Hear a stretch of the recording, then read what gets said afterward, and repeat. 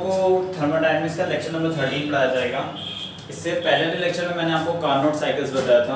Carnot cycle बहुत ज़्यादा important है आपके पेपर के हिसाब से, बहुत ज़्यादा पूछा जाता है पेपर में और 7.5 नंबर के लॉन्ग क्वेश्चन में पूछा जाता है। तो कार्नोट इंजन आप लोगों को समझ में आ गया था। आज हम लोग स्टार्ट करते हैं थर्मोडायनेमिक्स का लेक्चर नंबर 13, जिसमें आप लोगों को न्यूमेरिकल्स बताया जाएगा कार्नोट की इफिशियंसी के बारे में। ठीक क्लियर है? स्टार्ट करते हैं आज का लेक्चर। अब पहला क्वेश्चन न्यूमेरिकल, पहला क्वेश्चन है question number first, calculate the maximum efficiency, calculate the maximum efficiency, calculate the maximum efficiency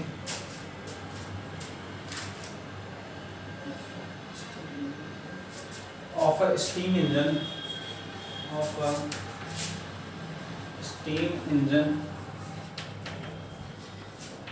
operating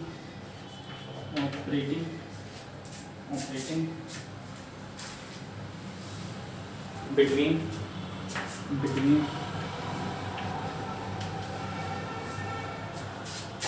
110 degree centigrade and 25 degree centigrade. Full stop. ध्यान से देखिए, बोला गया calculate the maximum efficiency of a steam engine operating between 110 degree centigrade and 25 degree centigrade. Clear? मैंने आप लोगों को efficiency का फॉर्मूला बताया था, नीटा बराबर होता है 1 minus T1 upon T2। Clear है? 1 माइनस T1 अपॉन T2। ये सभी को फॉर्मूला मैंने लिखा दिया था, आप लोगों को क्लियर भी होगा। तो ध्यान से देखिए, 25 और 110 है तो आपका T1 कितना हो जाएगा? ध्यान से देखिए, T1 हो जाएगा आपका 25 है तो 273 में 25 जोड़ देंगे तो आ जाएगा 298 केल्विन। क्लियर है? 298 केल्विन। अब T2 में देखिए कितना जोड़ना है, 110 डिग्री सेंटीग्रेड जोड़ना है तो 273 में हम लोग 110 जोड़ देंगे तो आ जाएगा 383 केल्विन। क्लियर है? ये चीज़ क्लियर होगी। अब बस यही वैल्यूज हम लोग उठा के फॉर्मूले में पुट कर देंगे, हमारा आंसर आ जाएगा। तो नीटा बराबर आ जाएगा 1 माइनस T1 कितना है 298 और T2 कितना है 383। हम लोग जानते हैं, इसको यहाँ भेज सकते हैं तो आ जाएगा 383 माइनस 298 अपॉन 383। क्लियर है? 383 में से 298 घटाएंगे तो आ जाएगा आपका 85 अपॉन 383। क्लियर? डिवाइड कर दीजिए तो नीटा की वैल्यू आ जाएगी 0.222 और इसे परसेंटेज में लिखना चाहते हैं, ऐसे लिख सकते हैं नीटा बराबर 20.22.2%। क्लियर? इसकी इफिशियंसी कितनी होगी? इस पूरे फंक्शन के लिए इसकी मैक्सिमम इफिशियंसी कितनी होगी? 20.2%। आप लोग नोट डाउन कर लीजिए इसे।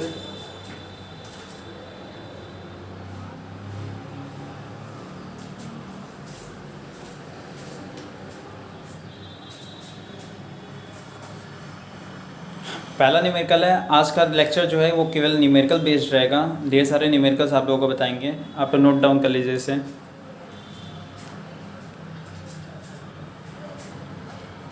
हमने इससे पहले जो कार्नोट हीट इंजन था उसकी इफिशियंसी से रिलेटेड आप लोगों को दो फॉर्मूले लिखाए गए थे। एक टेम्परेचर बेस्ड था जो कि ये है, और एक था हीट बेस्ड जिसमें 1 माइनस Q1 अपॉन Q2 था। ठीक, तो यहाँ पे टेम्परेचर की बात किया गया था क्योंकि डिग्री सेंटीग्रेड दिया गया था, इसलिए हमने इस फॉर्मूले का यूज किया। इसे कार्नोट की मैक्सिमम एफिशिएंसी का फॉर्मूला कहा जाता है। ठीक, तो हमने बस वैल्यू पुट किया और हमने सॉल्व किया। नोट डाउन कर लीजिए आप लोग इसे। और मैंने एक प्लेलिस्ट बना दी है, जिन्होंने बाकी 12 लेक्चर्स नहीं देखे हैं तो 12 लेक्चर उस प्लेलिस्ट से देख सकते हैं। बस आपको रजिस्टर जहाँ वीडियोस रहते हैं उसके बगल में एक लिस्ट रहती है प्लेलिस्ट पे क्लिक करिएगा, थर्मोडायनेमिक्स की लिस्ट रहेगी।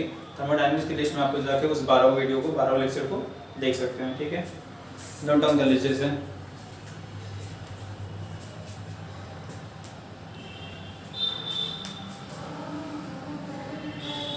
नोट हो जाएगा तो कमेंट कर दीजिएगा।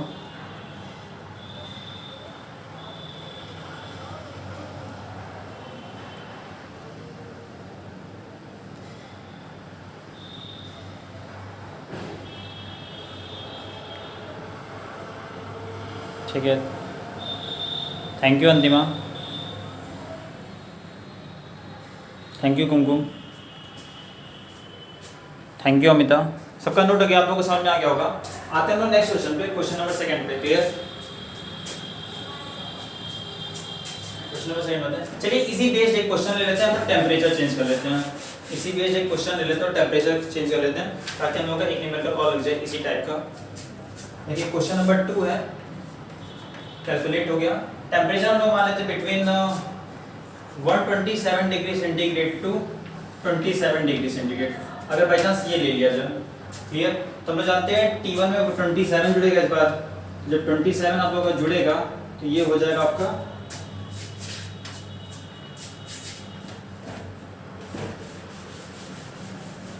27 जुड़ेगा तो आपका ये हो जाएगा 300 केल्विन।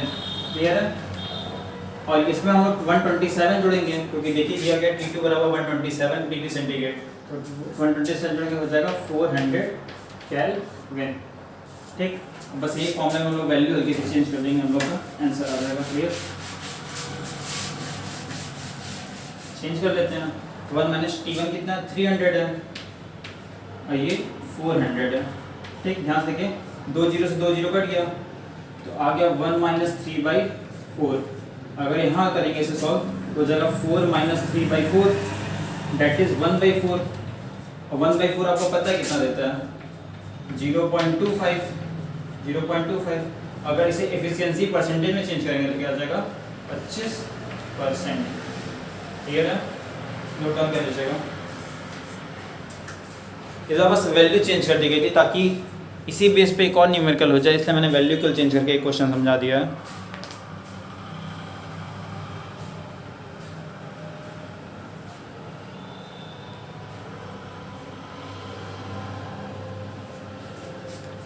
नोट हो जाएगा तो कमेंट कर दीजिएगा।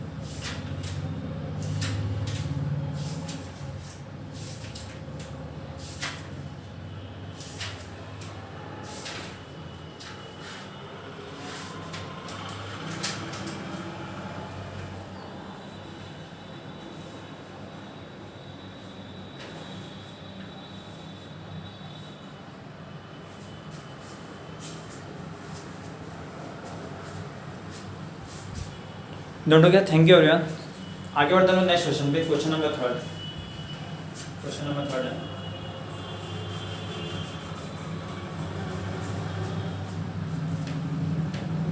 Calculate the maximum efficiency of a steam of a engine if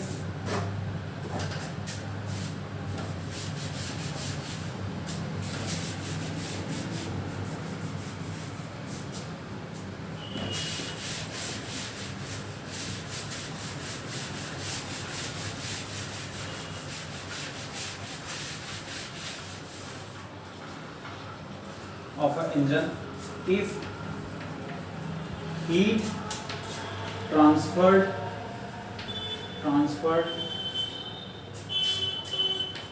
to the engine is between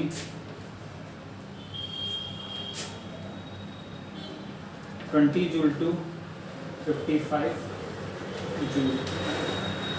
ध्यान से देखिए, क्वेश्चन बोला गया हीट जो ट्रांसफर की जा रही है वो 20 जूल से 55 जूल की ट्रांसफर की जा रही है और मैक्सिमम एफिशिएंसी निकालना है। तो हम जानते हैं फॉर्मूला n बराबर 1 माइनस Q1/Q2 होता है इस बार, क्योंकि हीट ट्रांसफर की जा रही है। क्लियर? ध्यान से देखिए, 1 माइनस आ जाएगा 20/55। कैसे? Q1 आपका दिया गया 20 जूल और Q2 बराबर दिया गया आपका 55 जूल। हमने बस वैल्यू पुट कर दिया। ठीक, सॉल्व करेंगे इसे तो ध्यान से देखिए, फिर ये 55 यहाँ आ जाएगा, 55 माइनस 20 अपॉन 55, क्लियर। कट क्या जाएगा 35 अपॉन 55, ये 5 से काट दीजिए, 5 से 35, 11 से 55। ध्यान से कि 11 से 7 को डिवाइड करना है, 11 से 7 को डिवाइड करना है तो पहले पॉइंट लगाएंगे तो ये 70 हो जाएगा, 11 छः 66, 4 हो गया 40 हुआ, 11 3 33,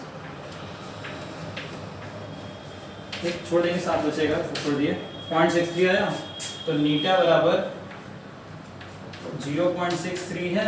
ऐसे ही को परसेंटेज में अगर चेंज कर देंगे नीटा बराबर, जैसे आएगा अगर 40 से 7 लेंगे 6.636 आया, तो आ जाएगा ये 63.6% इफिशिएंट होगा, क्लियर। ये आपका हीट से रिलेटेड क्वेश्चन था, एक इसे भी नोट कर लीजिए कि अगर हीट ट्रांसफर होगी इतने से इतने जूल की तो कैसे क्वेश्चन को सॉल्व करेंगे, clear.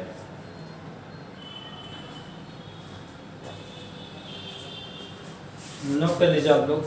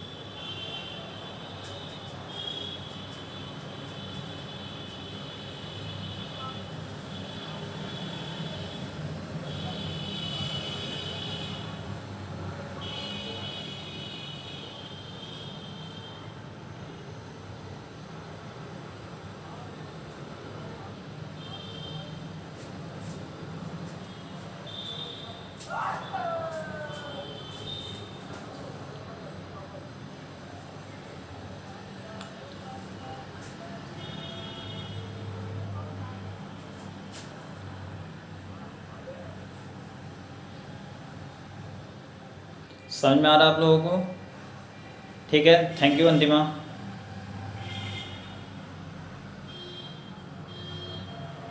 Thank you Indramani, thank you Kumkum, thank you Shivangi, thank you Nandini, ठीक है। आप लोगों को समझ में आ रहा होगा, एकदम क्लियर है आप लोगों का। बस देखिए कुछ भी हीट वगैरह या फिर आपका टेम्परेचर से वगैरह रिलेटेड अगर टेम्परेचर अगर रहेगा तो आप लोग केल्विन में जोड़ के बस फॉर्मूले में पुट कर दीजिएगा, बस इसे सॉल्व करना आना चाहिए। सॉल्व करना अगर आ जाएगा तो आपका आंसर एग्जैक्ट आ जाएगा, ठीक है। मिटाते हैं इसे, इरेज करते हैं और आते हैं आप लोगों को पढ़ाते हैं सेकेंड लॉ ऑफ थर्मोडायनेमिक्स। हमने आपको 0th लॉ पढ़ा दिया था लेक्चर, पिछले लेक्चर्स में फर्स्ट लॉ ऑफ थर्मोडायनेमिक्स भी पढ़ा दिया था। आज आप लोगों का इंपॉर्टेंट पॉइंट है सेकेंड लॉ ऑफ थर्मोडायनेमिक्स। एक बार नोट डाउन कर लीजिएगा, स्क्रीनशॉट ले लीजिएगा, मैं आगे बढ़ता हूँ।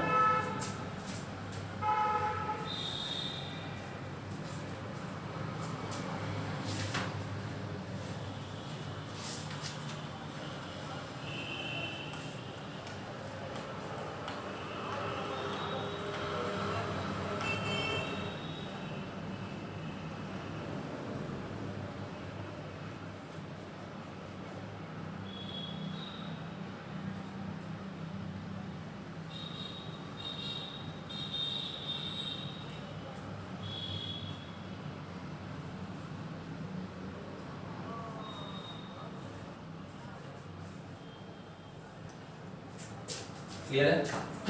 आते हैं अगला topic, second law of thermodynamics.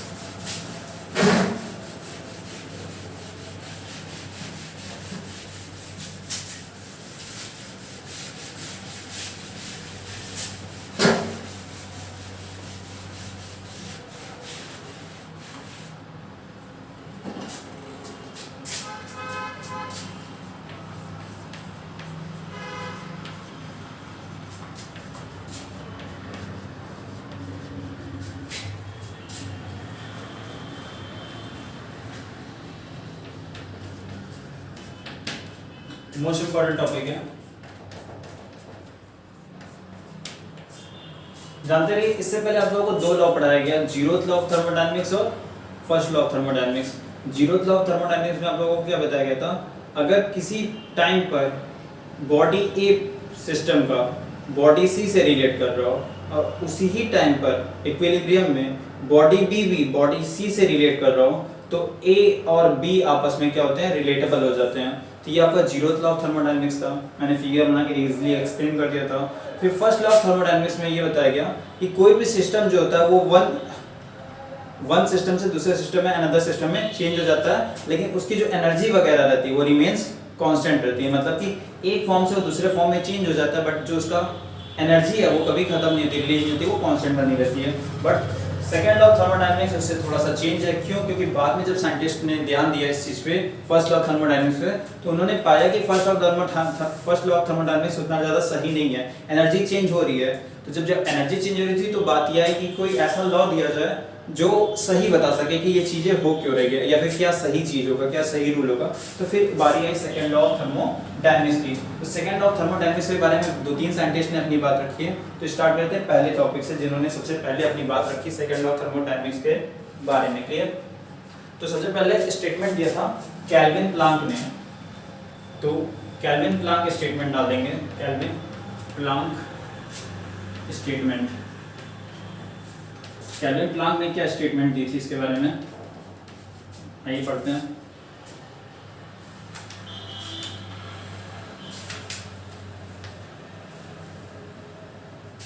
It is impossible for a system. It is impossible for a system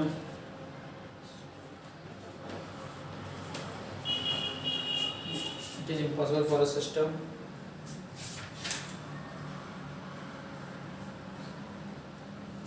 operating in a cycle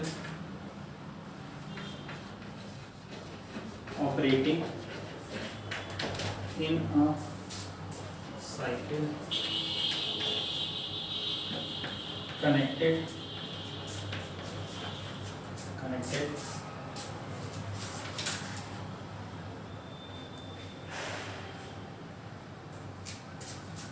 and connected to a single heat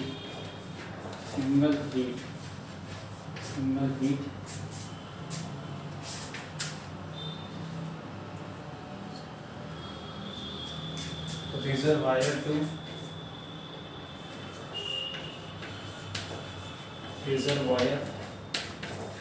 produce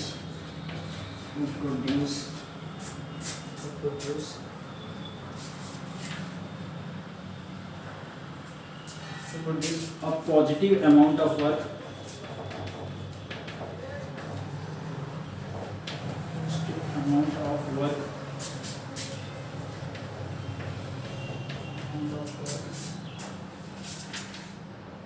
in the surroundings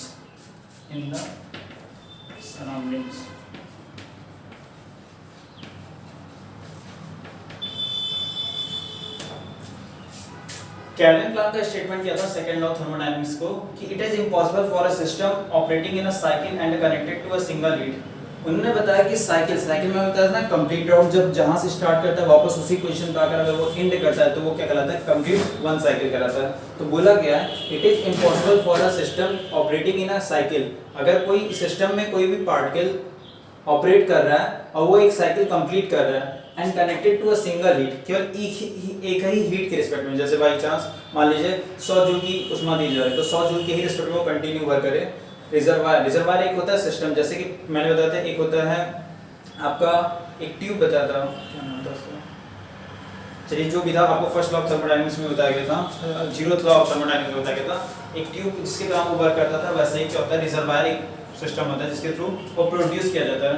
जब single heat पे work कराएंगे तो produce a positive amount of work, तो positive amount of work देता है in the surroundings, इसकी तरफ वो घिरा हुआ होता है। इसे क्या कहते हैं, केल्विन प्लांक का स्टेटमेंट कहा जाता है। ठीक है, नोट डाउन कर लीजिएगा।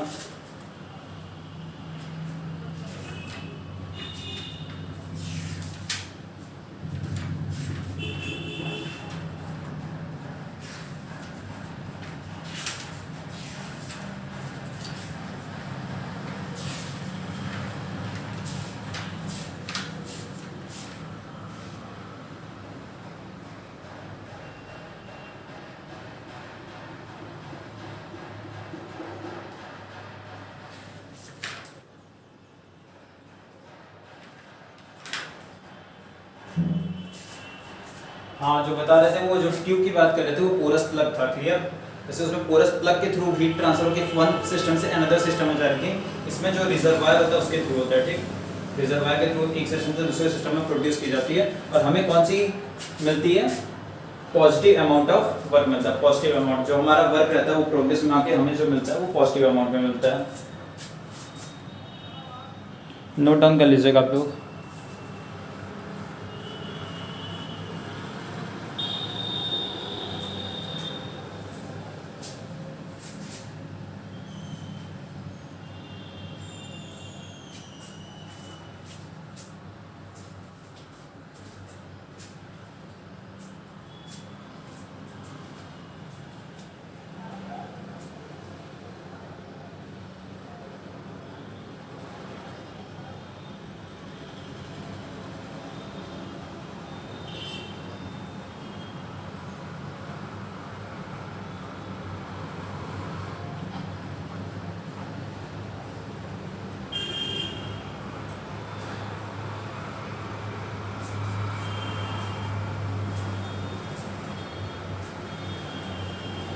ठीक है, नोट हो गया, थैंक यू। आते हैं दूसरे स्टेटमेंट की तरफ। दूसरा स्टेटमेंट किन्होंने दिया था उनके बारे में आते हैं, पढ़ते हैं।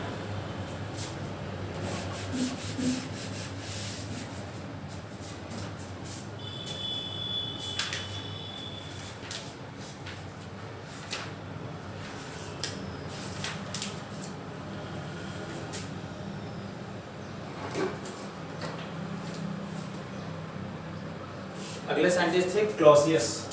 जो दूसरा स्टेटमेंट है वो क्लॉसियस का स्टेटमेंट है। क्लॉसियस के स्टेटमेंट देखिए क्या बोला गया था। बता देते हैं हमें पूरा।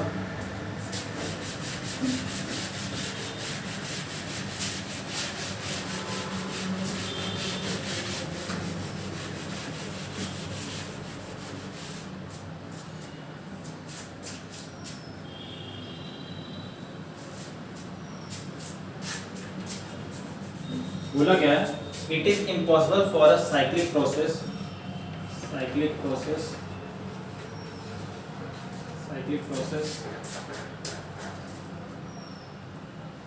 To convert heat into work, convert heat into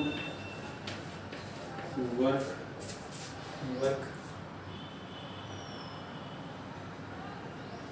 without a simultaneous transfer,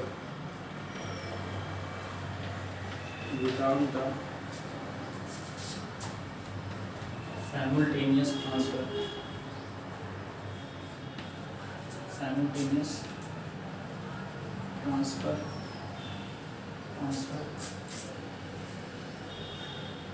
of heat from a body,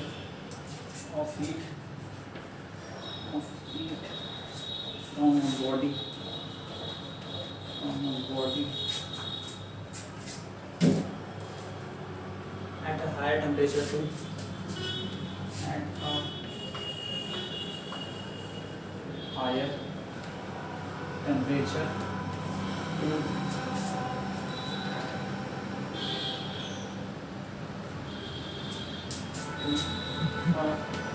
lower temperature और वाइस वर्सा। जानते रहिए वाइस वर्सा मतलब होता है जस्ट अपोजिट। जैसे यहाँ पे बोला गया higher temperature to lower temperature, vice versa का मतलब हो जाएगा lower temperature to higher temperature. Vice versa means होता है जस्ट अपोजिट, जानते रहेगा। That is it is impossible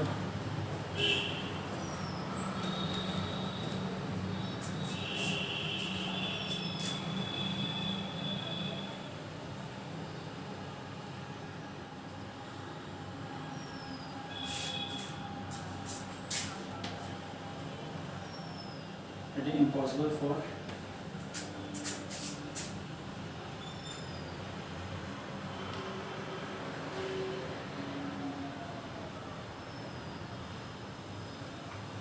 that is it is impossible for converting the converting the heat into work,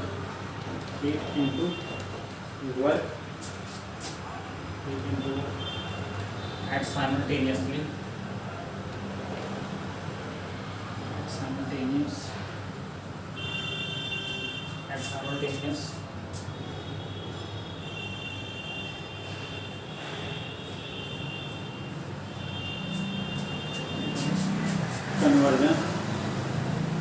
conversion during cyclic process। देख लीजिए, Clausius का statement क्या था कि it is impossible for a cyclic process to convert heat into work. Cyclic process के लिए ये impossible है कि वह हीट को वर्क में कन्वर्ट कर दे without the simultaneous transfer of heat, बिना हीट ट्रांसफर किए from a body of a higher temperature to lower temperature, बिना हायर टेम्परेचर से लोअर टेम्परेचर तक चेंज किए बिना यह इम्पॉसिबल है कि जो हीट होता है वो वर्क में चेंज हो जाए। ठीक, फिर बोला कि वाइस वर्सा, ना ही वो लोअर से हायर कर सकती है। क्लियर। फिर आगे बोला कि that is it is impossible for converting the heat into work during क्या साइक्लिक प्रोसेस, कि साइक्लिक प्रोसेस के दौरान आप लोग कभी भी लोअर टेम्परेचर से हायर टेम्परेचर से लोअर टेम्परेचर में कभी भी हीट को वर्क में चेंज नहीं कर सकते। क्लियर, नोट डाउन कर लीजिएगा। यही था सेकंड लॉ ऑफ थर्मोडायनेमिक्स।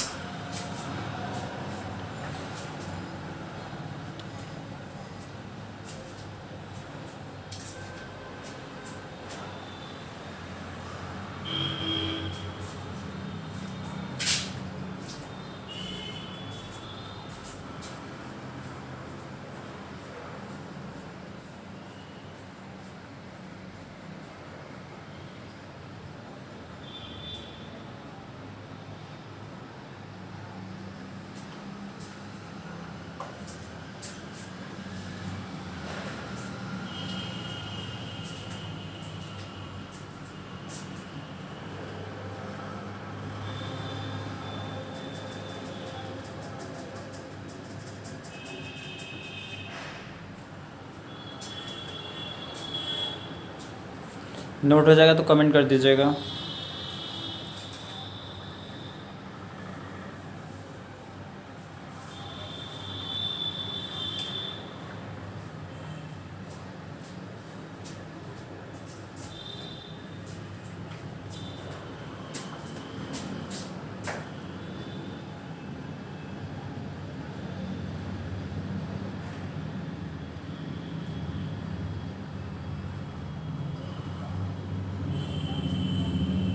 ठीक है, नोट हो गया। ठीक है, थैंक यू। आगे बढ़ते हैं हम लोग। अब अगला स्टेटमेंट किनका था? अगला स्टेटमेंट था थॉमसन का स्टेटमेंट। बारी आती है थर्ड की। थर्ड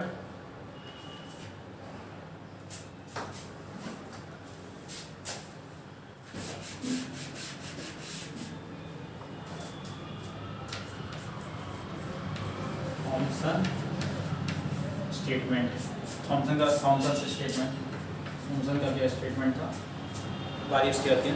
नोट हो गया होगा आप लोगों का, तो एक बार कमेंट कर दीजिएगा। ठीक है, नोट हो गया। ठीक है, थैंक यू एवरीवन। आते हैं थॉमसन का स्टेटमेंट क्या है।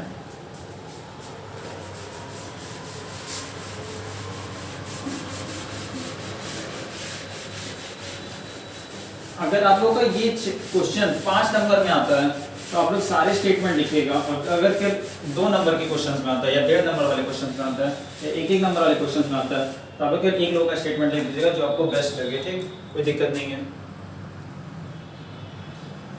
उन्होंने बोला था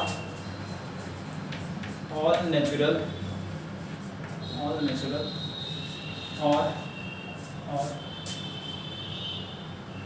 spontaneous process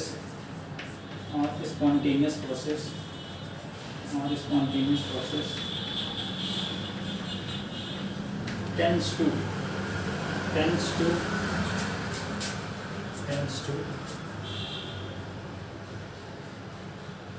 go to a state of equilibrium,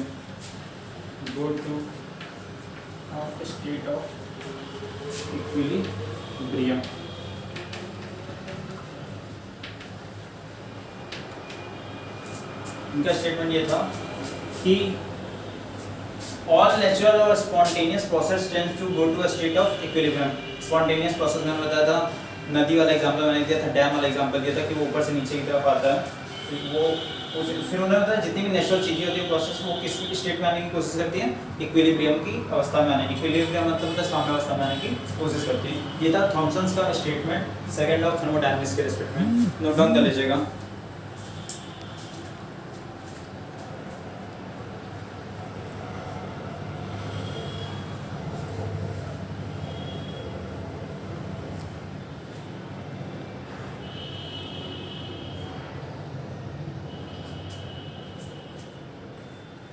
ठीक है, नोट हो गया आप लोगों का। नेक्स्ट पे आते हैं, next fourth definition. Fourth definition क्या थी?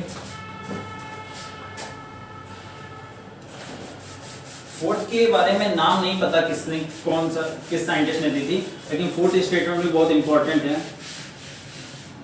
फोर्थ स्टेटमेंट आप लोग क्या लिख सकते हैं इस सेकेंड लॉ ऑफ थर्मोडायनामिक्स के बारे में?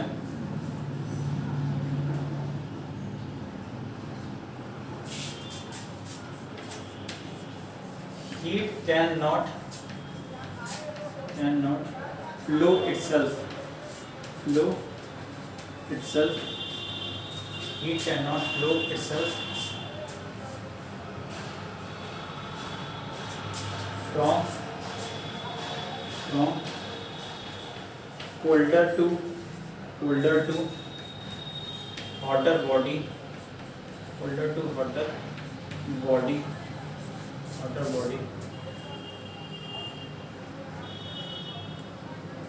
without the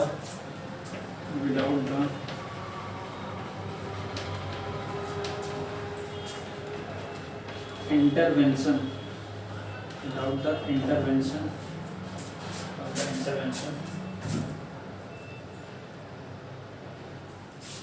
of an outside agency।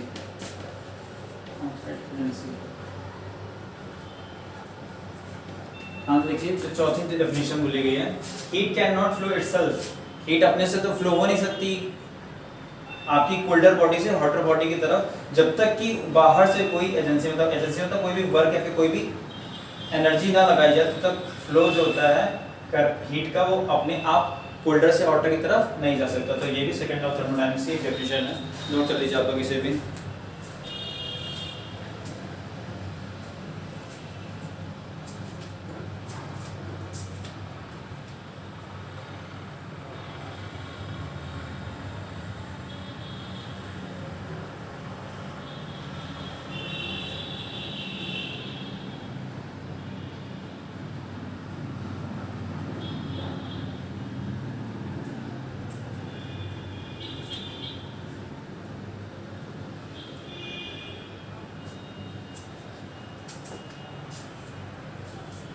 ठीक है, नोट हो गया आप लोगों का। नेक्स्ट पे आते हैं, फिफ्थ और लास्ट, और थोड़ी बड़ी, ये बड़ी भी है थोड़ी। आप पांचों डेफिनेशन दिखा दे रहे ताकि आप लोगों के पास पांचों रहे, आपको जो बेस्ट लगेगा आप वो याद करिएगा। कई बार स्टेटमेंट के थ्रू पूछ देता है कि heat second law of thermodynamics के रिस्पेक्ट में क्लॉसियस का क्या स्टेटमेंट था वो लिखिए। कई बार पूछ देता है थॉमसन का स्टेटमेंट क्या था, कई बार पूछ देता है केल्विन प्लैंक ने कौन सा स्टेटमेंट दिया था सेकंड लॉ ऑफ थर्मोडायनामिक्स के रिस्पेक्ट में। तो जब स्टेटमेंट नाम करके पूछेगा तो आप नाम करके पूछ दीजिए, लिख दीजिएगा। अब बाई चांस नहीं आ रहा तो फोर्थ या फिफ्थ में से कोई भी डेफिनेशन आप लोग लिख दीजिएगा। Clear?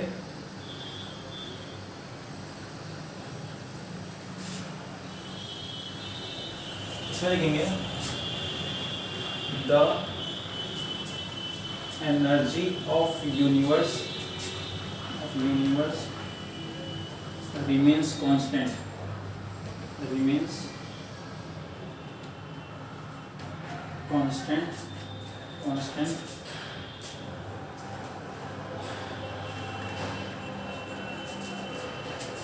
but available energy is decreasing।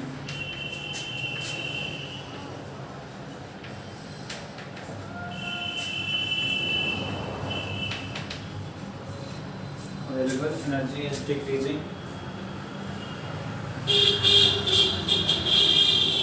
and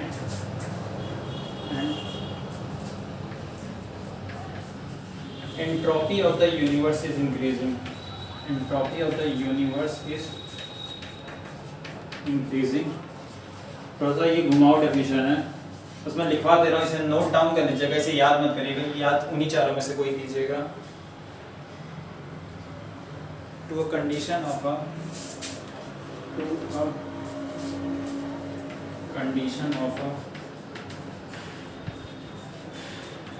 maximum entropy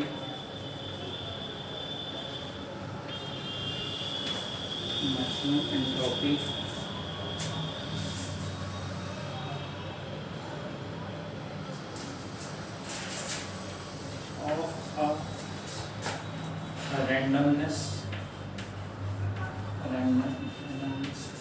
of chaos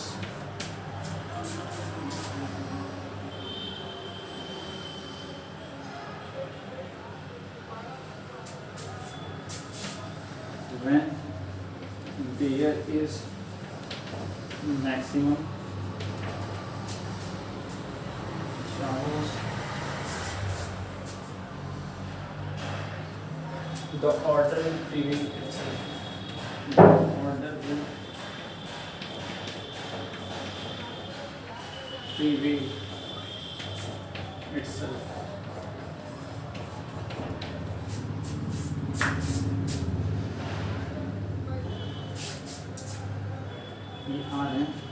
prevail लिखा गया, बोला गया the energy of universe remains constant but available energy is decreasing and the entropy of the universe is increasing.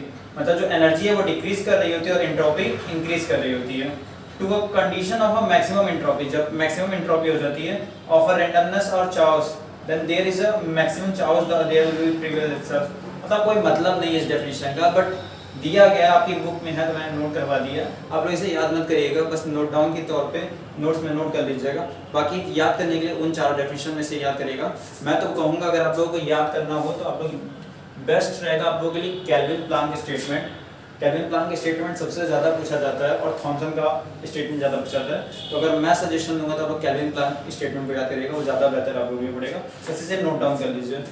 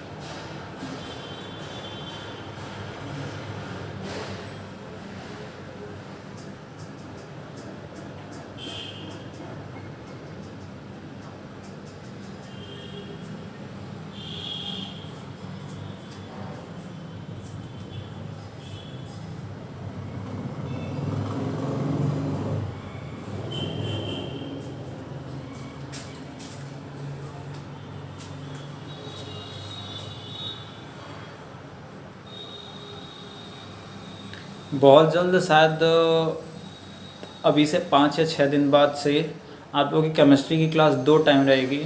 आप लोग दोनों time decide कर लीजिएगा कि किस टाइम पे आप लोगों को कौन सी क्लास रखनी है। मतलब 2 क्लास का सेंस कि शायद 30 मिनट की 2 क्लास रख देंगे, एक मॉर्निंग में रख देंगे और एक इवनिंग में रख देंगे ताकि जल्दी कोर्स ख़त्म हो सके आप लोगों का। और ग्रुप में थोड़ा एक्टिव रहिए क्योंकि मैं चाह रहा था कि जीके भी पढ़ाया जाए और मैथ और रीजनिंग भी कंटिन्यू रख दी जाए। तो ग्रुप में एक्टिव रहिए क्योंकि मैं चाह रहा हूँ कि सभी लेवल पे अगर क्लासेस चल जाएंगी तो एक बेनिफिट ये रहेगा, आप लोगों का भी कंपटीशन लेवल तैयार होने लगेगा, मेरा भी होने लगेगा। तो उसी बात मैं कोर्स कवर ही कर रहा हूँ तो आप लोगों का कोर्स का भी पार्ट कंप्लीट हो जाएगा। ठीक है, तो बहुत जल्द आप लोगों की 2 टाइमिंग की क्लास स्टार्ट हो जाएगी सारे सब्जेक्ट की। तो आप लोग अपना टाइम डिसाइड कर लीजिएगा, ग्रुप में मैसेज कर दीजिएगा आप लोग कि आप लोग किस किस टाइम पे चाहते हैं दोनों क्लास। अपना अपना सजेशन दे दीजिएगा, मैं सारे सजेशन को देख लूँगा। फिर उसके बाद जो बेस्ट टाइम लगेगा उस टाइम पे मैं रख दूँगा जिसमें मैक्सिमम बच्चे अटेंड कर पाएंगे। क्लासेस उसी टाइम पे रहेंगी, एग्जैक्ट उसी टाइम पे स्टार्ट हो जाया करेंगी। जैसे इस समय डेली नाइट में 8:30 बजे स्टार्ट हो जा रही हैं। ठीक है, तो आज के लिए ये था आप लोगों का second law of thermodynamics complete हो गया, जो कि अगले टॉपिक में आप लोगों को सी से रिलेटेड नए टॉपिक्स बताए जाएंगे। तो आज के लिए इतना ही रखते हैं, दैट्स ऑल। बाकी अगर किसी ने बाकी जो बचे हुए 12 लेक्चर्स हैं वो ना देखे हो तो प्लेलिस्ट बनी हुई है, आप उसमें देख सकते हैं। और आज की क्लास को यहीं और करते हैं। Thank you everyone. मेरे इस वीडियो को लाइक कर दीजिएगा। Thank you.